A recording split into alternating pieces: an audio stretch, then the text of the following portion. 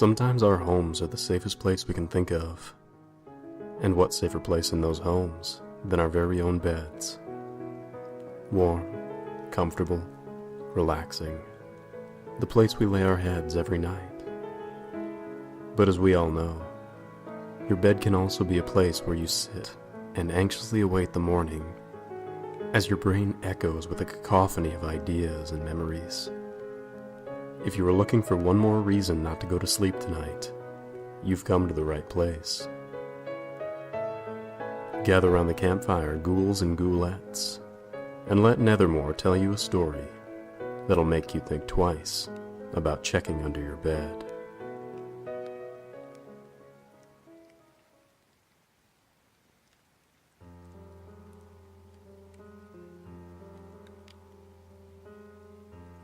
A young girl is left home alone with only her dog to protect her.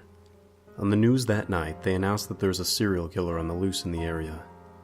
Before she goes to bed, she locks all the doors and tries to lock all the windows, but the one in the basement won't lock. She decides to leave it unlocked, but locks the basement door and goes to bed. Her dog takes its customary place under her bed. In the dead of night, she awakens to a dripping sound coming from her bathroom. Half awake, the girl feels the comforting lick from her dog and falls back to sleep. She reawakens to the dripping sound, reaches her hand down to her dog where she feels the reassuring lick, and falls back to sleep. Once more, she reawakens to the dripping sound. She reaches her hand down and feels the lick of her dog. Now curious about the dripping sound, she gets up and slowly walks towards the bathroom, the dripping sound getting louder as she approaches. She reaches the bathroom and turns on the light. She's greeted by a horrific sight. Hanging from the shower nozzle is her dog with its throat slit open and its blood dripping into the bathtub. Something on the bathroom mirror catches her eye. She turns around. Written on the wall, in her dog's blood, are the words, "Humans can lick too."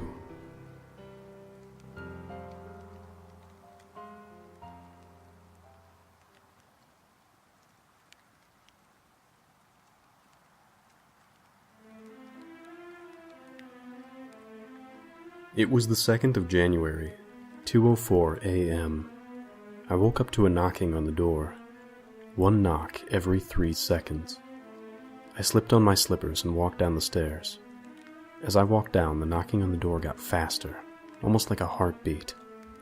When I got to the door, the knocking stopped.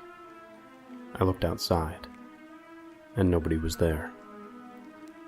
I went back to my room and went back to bed, thinking it was just some kids playing a prank. At 4:21 a.m., I woke up to the front door slamming shut. I jumped, terrified. I looked over at my frosted window to find "Smile" written all over it in the frost. I grabbed my phone next to me, ready to call 911, only to find a message written on it saying, "I told you to smile." I cried and ran for my life, running outside. As soon as I got outside, I knocked on my neighbor's house across the road. They answered and held me while I sobbed. They phoned the police. At exactly 5:42, the police came to my neighbor's house after an extensive search of my house. They told me there had been no evidence at all of anyone in my house other than me. The messages on my window were gone, same with my phone.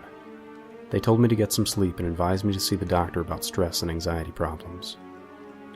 Fuck that. I knew what happened to me was real. The following evening, after spending the day at my neighbor's, I went home. I went up to my bedroom and set up a camera. It was aimed at my bedroom door and my bed. I set it to record and went to sleep. Thankfully, I slept through the night. However, as I watched the footage, I couldn't believe what I saw. At 3 a.m, something crawled out from under my bed. It was a completely naked, anorexic man. It stood up and looked at me on the bed. He did so for another hour, not moving at all. Then he moved. He walked over to the camera until his face took up the entire shot. He was extremely pale and had bulging veins all over his head. His eyes were completely black, with just a huge smile on his face. He stared at the camera for another 2 hours, not blinking, just slightly twisting his head every now and again. After 2 hours of him staring went past, he walked back over to my bed and crawled back under. I skipped the video forward until it showed me getting up and walking over to the camera. The video finished. I was frozen with fear. The video showed him going back under but not leaving. Whatever it was still there.